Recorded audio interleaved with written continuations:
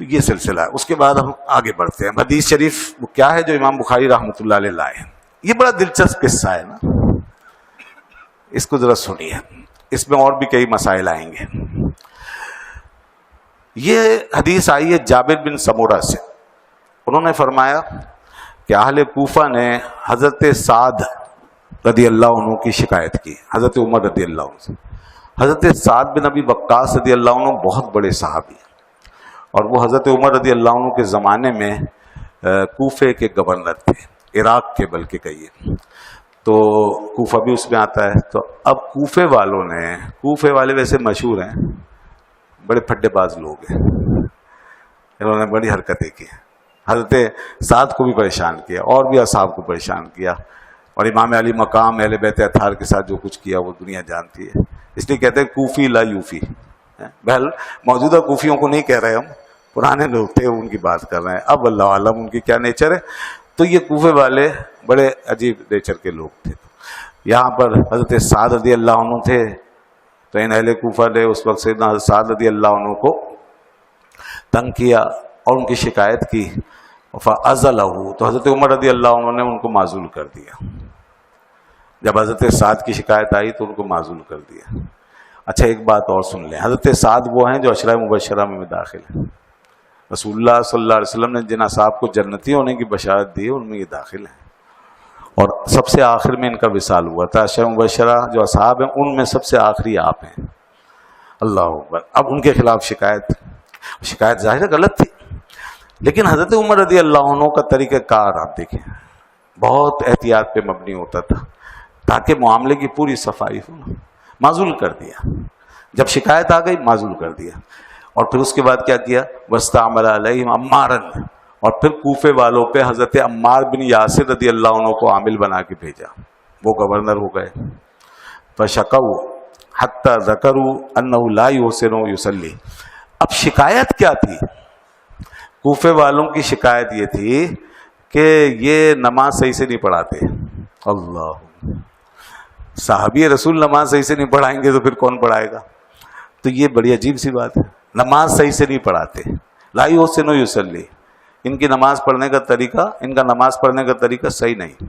فارسل الیہ فقال یا ابا اسحاق, یعنی ایک شکایت یہ کی انہوں نے, اور بھی تھی شکایتیں آگے آ رہی. تو ایک شکایت یہ کی, فارسل الیہ فقال یا ابا اسحاق, تو حضرت عمر رضی اللہ عنہ نے ان کو بلوا لیا اور ان سے کہا اے ابو اسحاق. ابو اسحاق ان کی کنیت ہے حضرت سعد کی. ان ہؤلاء یزعمون انک لا تحسن تصلی, یہ لوگ یہ گمان کرتے ہیں کہ آپ نماز صحیح سے نہیں پڑھاتے. قال اما انا واللہ فانی کنت اصلی بہم صلاۃ رسول اللہ صلی اللہ علیہ وسلم. حضرت سعد نے کہا کہ حضرت غور فرمائیے, میں جو نماز پڑھاتا ہوں میں بالکل وہی نماز پڑھاتا ہوں جو میں نے رسول اللہ صلی اللہ علیہ وسلم کو پڑھتے ہوئے دیکھا. میں نے تو ویسی نماز پڑھائی ہے جیسے میں نے اپنے آقا کو دیکھا ہے, حضور کو دیکھا ہے, اس کے علاوہ تو کوئی اور ایسی بات نہیں ہے. ما اخرم عنہا, میں اس نماز میں بالکل کمی نہیں کرتا, جیسا میں نے حضور کو دیکھا بالکل اسی طرح پڑھاتا ہوں. اصلی صلاۃ العشاء, میں انہیں عشاء کی نماز پڑھاتا تھا. تھوڑا سا طریقہ بتایا اپنی نماز کا. فَأَرْكُضُ فِي الْأُولَيَيْنِ, تو میں پہلی 2 رکعتوں کے اندر قیام طویل کرتا تھا. عشاء کی نماز ہے, پہلی 2 رکعتوں میں تھوڑا لمبا قیام کرتا تھا. وَأُخِفُّ فِي الْأُخْرَيَيْنِ, اور پچھلی 2 رکعتوں کے اندر قیام کم کرتا تھا, یعنی اس میں ہلکا کر دیتا تھا. یہ آیا ہے مسئلہ, بس اتنا ہے یہ نماز کے بارے میں. اب اس میں کہیں یہ نہیں ہے کہ مقتدی کا تو ذکر ہی نہیں ہے. وہ جو بات میں نے پہلے کی اس کو ذہن میں رکھیے گا. اب وہ فرما رہے ہیں میں پہلی 2 رکعتوں میں طویل قیام کرتا تھا, دوسری 2 میں تخفیف کرتا تھا. اور ایسے ہی ہوتا ہے نا آج بھی, دیکھیں پہلی 2 رکعتیں ذرا لمبی ہوتی ہیں اور دوسری 2 جو ہوتی ہیں, بات کی تمام فرائض میں جو تیسری ہو یا دوسری 2 ہوں تو ان کے اندر قیام کم ہوتا ہے. وجہ کیا ہے کہ اس میں قرات نہیں ہے, ان میں قرات نہیں, اس میں خالی سورہ فاتحہ ہے, اور اس میں بھی اختیار ہے, چاہیں تو 3 تسبیح پڑھ لیں آہستہ سے, اور چاہیں تو خاموش کھڑے ہو جائیں, لیکن بہتر یہ ہے کہ سورہ فاتحہ پڑھ لیں. تو امام حضرات تقریباً سورہ فاتحہ پڑھتے ہیں, اور آپ کو اپنی نماز جب آپ پڑھیں تو آپ کو بھی اسی طرح اختیار ہے، یعنی منفرد آپ پڑھ رہے ہیں، اکیلے پڑھ رہے ہیں، فرض نماز اگر اکیلے پڑھ رہے ہیں آپ تو پھر آپ اس میں بعد کی دو میں اس طرح کر سکتے ہیں، 3 مرتبہ سبحان اللہ سبحان اللہ سبحان اللہ کہنا، یہ اختیار ہے۔ تو جب قضاء عمری پڑھیں تو اس طریقے پہ عمل کر لیا کریں تاکہ جلدی جلدی ہو جائے، تو یہ ہو سکتا ہے۔ البتہ پہلی جو 2 ہیں اس میں سورہ فاتحہ پڑھی جائے گی اور اس کے ساتھ ایک بڑی آیت یا 3 چھوٹی آیتیں یا کوئی ایک سورت وہ پڑھی جائے گی۔ تو آپ فرماتے ہیں میں اس طرح پڑھتا ہوں۔ حضرت عمر رضی اللہ عنہ فرمایا قال ذاک الظن بک یا ابا اسحاق، اے ابو اسحاق تم سے ایسے ہی گمان کیا جا سکتا ہے، بالکل صحیح ہے، آپ اسی طرح کرتے ہوں گے۔ فارسل معه رجلا او رجالا الى الكوفه، مگر حضرت عمر رضی اللہ عنہ چونکہ نظام لے کے چل رہے ہیں تو لوگوں کے حوالے سے بھی ذرا انکوائری ہو جائے نا اور سب پر واضح ہو جائے معاملہ، تو آپ نے کیا کیا، آپ نے ایک شخص کو یا چند اشخاص کو کوفے کی طرف بھیج دیا، یسأل عنہ اہل الکوفہ، کہ وہ جا کے اہل کوفہ سے پوچھیں جو شکایتیں کر رہے ہیں لوگ اس میں کتنی صداقت ہے۔ دیکھیں نظام چلانے کا طریقہ، سبحان اللہ۔ اسی لیے ہٹایا تھا ان کو عہدے سے، اس لیے ہٹایا تھا تاکہ ان کے نیچے یہ انکوائری نہ ہو، کیونکہ جب کوئی عہدے پہ ہو اس کے نیچے انکوائری ہو تو پھر انکوائری میں خلل آ سکتا ہے، پھر لوگ کہہ سکتے ہیں جی وہ ان کا پریشر تھا اس لیے لوگ بولے نہیں۔ یہ بڑا قرین انصاف معاملہ ہے، ان کو پہلے معزول کیا پھر انکوائری کروائی۔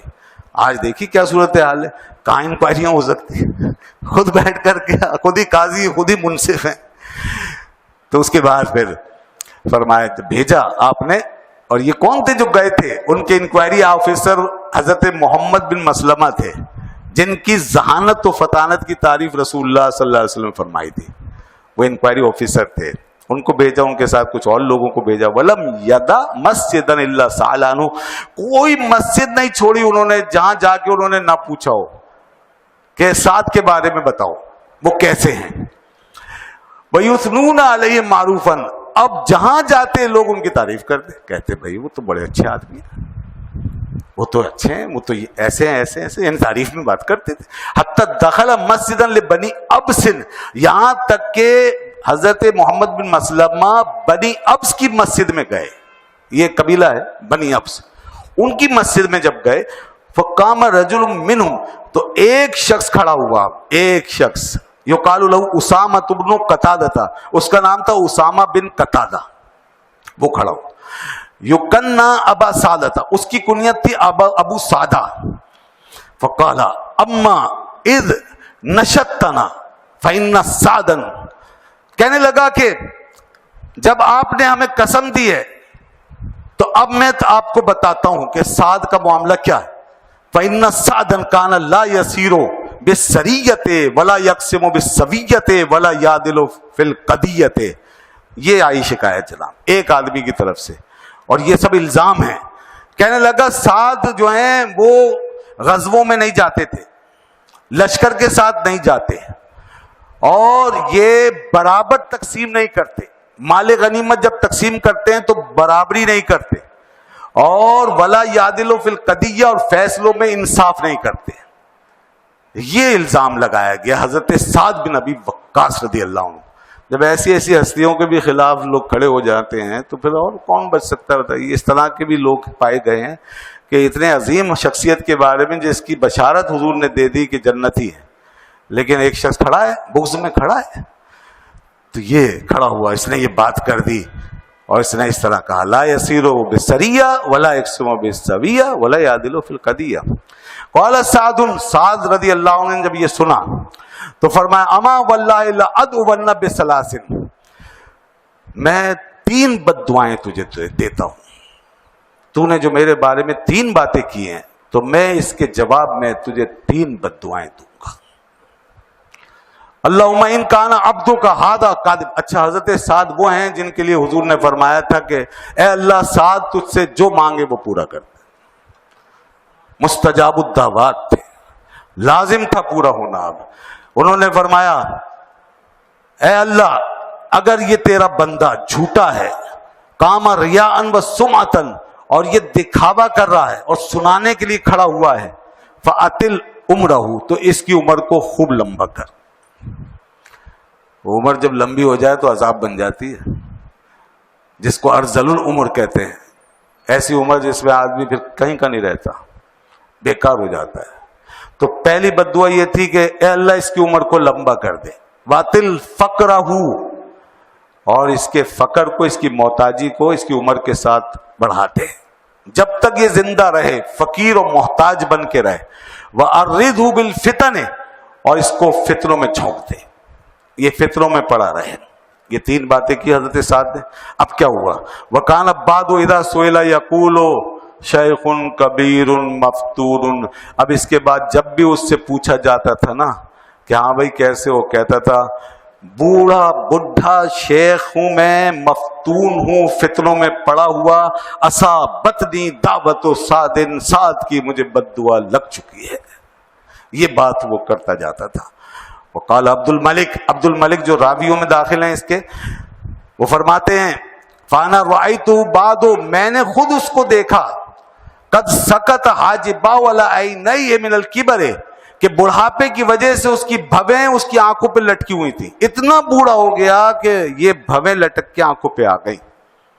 وَإِنَّهُ لَيَتَعَرَّضُ لِلْجَوَارِ فِي الطُّرُقِ يَغْمِزُهُنَّ، اور وہ اس بڑھاپے میں بھی اس کی حالت یہ تھی کہ راستے میں چلتا ہوا عورتوں سے اٹکتا تھا، بچیوں سے، عورتوں سے، لڑکیوں سے اٹکتا، چھیڑخانی کرتا تھا اس بڑھاپے میں۔ فتنے میں پڑ گیا نا، تو اس وقت کے معاشرے کے مطابق آج بھی کوئی ایسا ہو تو کتنا بدنام ہو، اس وقت کتنا بدنام ہو، کیسی لان تان پڑتی ہوگی اس کو، وہ کہیں کا نہیں رہا۔ تو جناب یہاں سے پتہ یہ قصہ مکمل ہو گیا۔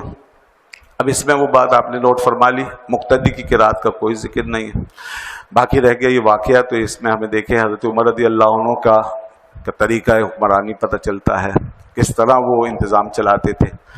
پھر یہ کہ اس میں ایک بات یہ بھی آئی کہ بد دعا اگر کوئی مظلوم دے دے کسی کو تو یہ جائز ہے، خواہ کسی کو بد دعا تو نہیں دینی چاہیے، لیکن یاد رکھیں کہ اگر آدمی کا دل پھٹا جا رہا ہے اور ظلم کی انتہا ہو گئی اور پھر اس کے منہ سے بد دعا نکل رہی ہے تو بالکل نکل سکتی ہے۔ اللہ فرماتا لا یحب اللہ الجہر بالسوء، اللہ تعالیٰ بری بات کو ایسے اعلانیہ پسند نہیں کرتا ہے کہ کوئی کرے، کوئی زور سے بری بات کرے، مگر جس پر ظلم ہوا ہو تو پھر اس کے منہ سے ایسی بات نکل سکتی ہے۔ اور یہ بد دعا جو ہے انبیاء کرام علیہ الصلوۃ والسلام نے بھی اپنی اس امت کو بد دعا دی ہے کہ جس پر تمام حجتیں قائم ہو گئیں، پھر انہوں نے ان نبیوں کی بات نہیں مانی، اور پھر جب انتہا پہ پہنچ گیا معاملہ تو انہوں نے اپنی امتوں کی ہلاکت کی بد دعا کی۔ یہ الگ بات ہے کہ نبی پاک صلی اللہ علیہ وسلم نے بد دعا نہیں فرمائی، حضور نے آخری وقت تک یہی فرمایا اے اللہ میری امت کو ہدایت دے۔ ہاں بعض موقعوں پر آپ نے بھی جب صحابہ کرام کو قتل کیا گیا دھوکے سے تو وہاں چند قبیلوں کے بارے میں آپ نے بھی دعائے ضرر فرمائی اور ان کے خلاف دعا فرمائی، بلکہ نماز بھی ادا کی اس سلسلے میں، یعنی قنوت، باقاعدہ قنوت نازلہ جس کو کہتے ہیں، قنوت پڑھی اور اس کے اندر آپ نے بعض قبیلوں کے خلاف دعا فرمائی ہے، تو یہ بھی ہے۔ تو بہرحال یہ سب مسائل ہیں، یہ سب اس میں ون سائیڈڈ نہیں چلنا چاہیے، ٹھیک ہے جی۔ اپنی ذات کے لیے یہ جو بزرگ ہستیاں ہیں نا، اپنی ذات کے لیے کبھی بد دعا نہیں دیتے۔ عام لوگوں میں اور ان ہستیوں میں یہ فرق ہے، اپنی ذات کے لیے نہیں، ہاں دوسرے کے۔ حضرت سعد رضی اللہ عنہ ایک دینی منصب پر فائز تھے، ان کو ان منصب پر تان دیا گیا اور اس طرح ان کی کردار کشی کرنے کی کوشش کی گئی، اس لیے انہوں نے بد دعا دی۔ بہرحال جائز ہونا ثابت ہوا، بلا وجہ بد دعا نہیں دینی چاہیے اور لان تان نہیں کرنی چاہیے، لیکن کوئی مجبور ہو جائے تو اس کے منہ سے بد دعا نکل سکتی ہے، اور مظلوم کی بد دعا سے بچنا چاہیے، کسی کو تنگ نہیں کرنا چاہیے، کیونکہ حدیث میں آتا ہے کہ مظلوم کی جو بد دعا ہے وہ سیدھی عرش پہ جا کے رکتی ہے، اس لیے اس سے بچنا چاہیے۔ حضرت سعد رضی اللہ عنہ نے 3 بد دعائیں دی، کیوں؟ کیونکہ اس نے 3 الزام لگائے تھے۔ پہلا الزام لگایا تھا اس میں اس نے حضرت سعد کی شجاعت پہ حملہ کیا، اور دوسرا الزام یعنی اس نے کہا تھا یہ لشکر کے ساتھ نہیں جاتے، تو اس کا مطلب ہے بزدل ہیں، ڈرپوک ہیں، تو یہ ان کی شجاعت پہ حملہ ہوا۔ دوسرا الزام اس نے یہ لگایا کہ یہ برابر تقسیم نہیں کرتے، یہ ان کی حکمت پر، دانائی پہ حملہ کیا، یعنی ان کو تقسیم کرنا نہیں آتا، برابری نہیں کرتے، تو یہ ان کی حکمت پہ حملہ ہوا۔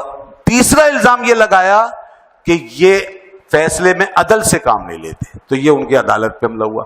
اب ایک انسان کے لیے ان تین چیزوں سے بڑھ کے کوئی فضیلت نہیں۔ ایمان کے بعد یہ تین باتیں، شجاعت، حکمت اور عدالت، یہ بہت بڑے اوصاف ہیں، تمام کمالات کی بنیاد ہے تین چیزیں۔ جس میں یہ تین باتیں نہیں ہیں وہ کسی کام کا نہیں ہے۔ حضرت سعد کی پوری شخصیت کو ڈیمیج کیا اس نے، تو اسی لیے آپ نے تین بد دعائیں دی جو کہ آپ نے سنی کہ اے اللہ اس کی عمر بڑھا دے، اس کا فقر بڑھا دے، اور اس کو فتنوں میں مبتلا کر دے۔ اس وجہ سے تین بد دعائیں اس کو دی گئی۔